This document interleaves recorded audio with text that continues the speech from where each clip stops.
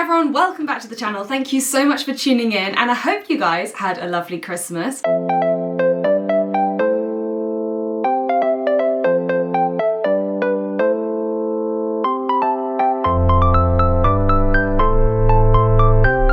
This week's vlog is a vlog about my favourite running shoes. So this is the question I get asked all the time, and the reason I'm doing it now is because if you guys are in need of a new pair of running shoes, obviously, post-Christmas, New Year sales are a really great time to buy them. I usually wouldn't do a post or a video promoting consumption, but actually I get asked this question so frequently, and I think it's better to buy the right shoes first time round rather than having to try out like a gajillion different shoes and then end up not wearing them. So I'm gonna go through my favorite pairs of shoes for all the different running-based activities I have, and I was writing them down and I realized how many different types of running there are that I do. But I hope this is helpful, and I'm gonna start with racing shoes because we're coming up to marathon season, and racing shoes are a thing that I didn't know existed until like the last few years, and I realized how much of a difference they make, especially as the technology has come on so much in the last few years. So my favorite racing shoe at the moment is the Hoka Cielo X1. This is the shoe that I wore for Oxford Half. It is super responsive, super bouncy, feels like you're running on really responsive clouds, if that makes sense. I have quite wide feet. I would say it is a little bit narrow for me, but the upper is really kind of stretchy and allows for a lot of movement. They're not very nice to walk in, but as soon as you start running and the faster you go, the better they feel. So these are super shoes. It's Hoka's attempt at a super shoe, and I think they've done a really great job, and I'm completely obsessed with them, and I will be wearing them for any road races that I do this year, provided they last. And so far they've lasted really well, but this is something that I'm very conscious of with super shoes. Second up, we have the Brooks Hyperion Elite 3, and these shoes are the ones that I've been wearing for most of my races in the last year or two before I got the Hokas. These are the lightest, most responsive, nothing there sort of shoe that you can buy, or at least that I've tried. It honestly feels like I'm not wearing anything on my feet, except for the fact that they have a nice amount of cushioning. They're not as high stack as the Hokas, or at least they don't feel it, but they give a nice amount of cushioning without feeling like your feet are being constrained or weighed down in any way. Third up, and the last one for my racing shoes, is the Hoka Carbon X2. Hoka have the newer versions of these shoes. I haven't got them because mine have lasted for the last 3 years, I think, and they're still going strong.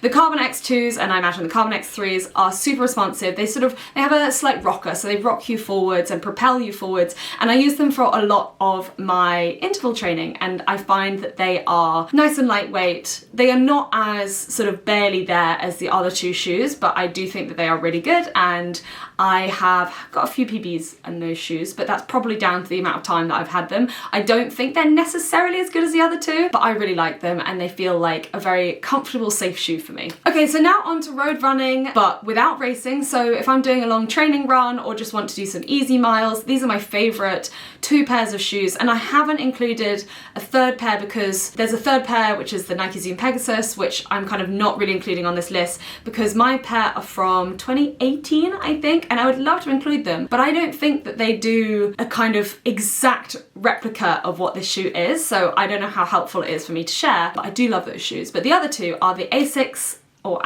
Nova Blast 3. They are like, I know it's a cliche, again, like running on clouds. These are so squishy, and they are not super heavy for a really squishy shoe. I think Asics in the past has been quite clunky, quite dad shoes, mum shoes, like 90s, noughties sort of vibes, which looks great, but when you actually want to have like a nice, easy, long run shoe, it's not it. Whereas these, they feel lovely. They're really nice. They are a favourite also of a lot of people. Every time I wear them, everyone is like, oh my god, I love those shoes, because everyone has a pair. So I would really recommend them. I think they've got some newer versions, newer iterations of the same pair of shoes, but I've been wearing these for the last 2 years and they haven't worn out yet, and they are doing really well. I don't even think the foam has squished down too much, so I'm pretty impressed with that in terms of longevity. Final one for the road easy runs is the Hoka Clifton 6s. Again, there are newer iterations of these shoes, and the Hoka Clifton 6s, I had to get rid of my pair last year, and I've not tried any of the newer Hoka Cliftons, but it's a really popular range with a lot of people, and they're nice, squishy, cushiony, lightweight, easy shoes to run in. I probably wouldn't race in them. It would be too much like hard work. I think they're not responsive enough, but for easy miles and for wanting to feel really comfortable on a long run, I definitely think that they're up there. Right, so with trail running, I split things into summer and winter. Because of where I live, in the summer, the trails are completely different to how they are in winter. We have nice sort of rocky, solid, almost like road running trails. In the summer, you might do some running on grass, but it's still pretty solid underfoot. You're not gonna sink into anything. And then if you go on rocks, it's just rocky. It's kind of like alpine trails, and it's really solid. In winter, that changes completely. It's like running on a different planet. You sink into the mud, you go knee deep into a lot of bogs and that kind of stuff, depending on where you're running, of course. But you need a completely different shoe for winter running as you do for summer running. And that's why I split these two up, because there is no way that I can wear my summer trail shoes for most of my winter runs. So for summer, I have two pairs of shoes, both of which are Hokas. I have the Hoka Mafate Speed 4 and the Hoka Speed Goat 5. As you can tell, I'm a big fan of Hoka. I have not ever entered into a partnership with them, not because they haven't asked, but because of what I say about winter trails versus summer trails. I am obsessed with the Hoka shoes, but they just don't cut it when it comes to winter trails. So for summer, I think the Mafate Speed 4 is one of my favorite ever long distance summer trail shoe. It is so comfortable. It's really nice and stable as well. It has a wide, stable forefoot, which means that when you put your foot down, you're not rocking from side to side, which in terms of feeling secure on the trails and not feeling like you're going to go over on your ankle is really important. And then the Speed Goats are pretty similar, actually. I know that there are subtle differences between these two shoes, but when I run in them, if I'm doing 20, 30 kilometers on some solid trails, I don't really notice the difference. Both of them feel super comfy. I would say that the Mafate Speed 4 pips it a little bit for me, but the Speed Goats are probably the more popular shoe overall. I love them both. I would wear both of them in any ultra marathon that is on solid trails, especially in the Alps, and I do think that they are probably created for that kind of terrain, but they're really comfy. And another thing that they have going for them as well is that if you have a trail race that has a lot of road in it as well, they're super comfy on the road, unlike a lot of winter trail running shoes, which are very luggy, and the lugs are the grips that are at the bottom.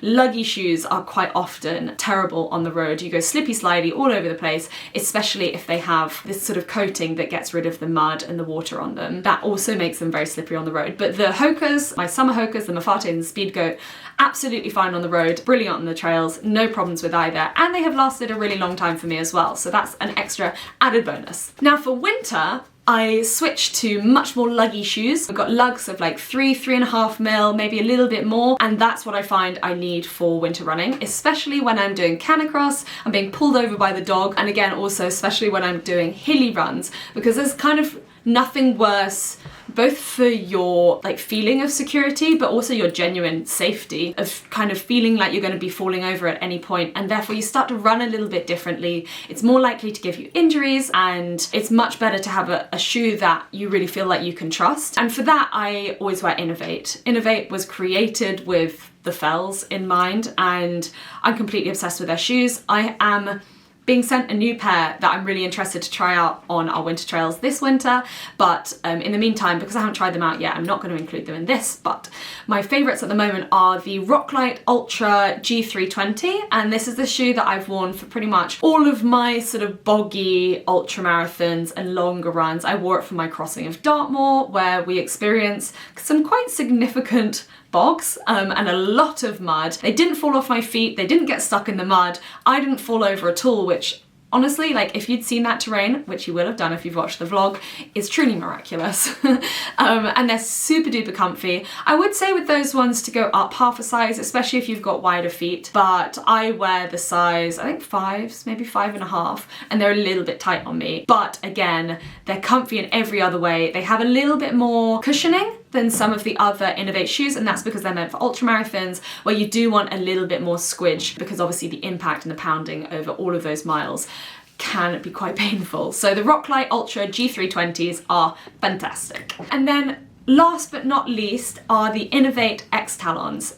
These are shoes that I don't wear super often. I'm used to a really high stack height and a decent drop, but with the X Talons, they're a lot lower to the ground, and I find that that's really useful on very squishy trails. And because the trails are squishy, I don't struggle so much with the lack of cushioning. The X Talons are the luggiest shoes I own, and I always wear them when I'm going and doing Canicross with Tia, because there's no way that I'm falling over in these shoes. They are the best, and also really good for wide feet. So if you have wide feet and you struggle to find shoes that fit, I would say these are great ones for you. So that is it. I hope that was really helpful. I wanted to do a really quick rundown so that if there are any sales or you wanted to kind of look at the newer iterations of lots of these shoes, you can do so in the sales, and it makes it a little bit more affordable. One thing I do want to say is that there is a reason I don't promote shoes all the time, and that is because in terms of sustainability, I don't know how a shoe's going to perform until I've worn it for quite a long time, by which point the brand has always come out with a newer iteration of the shoe, and it seems like my opinions and knowledge on that shoe that has just, you know, been gifted to me the year previously or whatever is no longer valid. And that is something that I find really frustrating within the running industry. Obviously brands want you to buy new shoes, and maybe there are reasons for that aside from just capitalism, but also I don't necessarily think it's necessary, which is why I also like to give a shout out to shoes that have lasted me a really long time and are still performing day in, day out on the trails and on the roads. So I hope those are useful recommendations. Let me know if you have tried any of these shoes and if you like them, or if you want to try any of them in the near future, and stick them down below. I don't think I have any discount codes for any of these, unfortunately, but if I do manage to get any, I will of course put them in either this vid or future videos where I showcase those shoes and that brand. But anyway, I hope you had a lovely Christmas. I hope you enjoyed this video. If you did enjoy the video, please do give it a thumbs up and hit the subscribe button. I am also doing a lot more over on Instagram at the moment, so if you would like to come and follow me over on Instagram, it is at foodfitnessflora, and I share a lot more of my day-to-day training, and boy do we have some day-to-day training coming up with some big races come February. So watch this space and watch the space over on Instagram, and thank you so much for watching, and I will see you next time. Bye!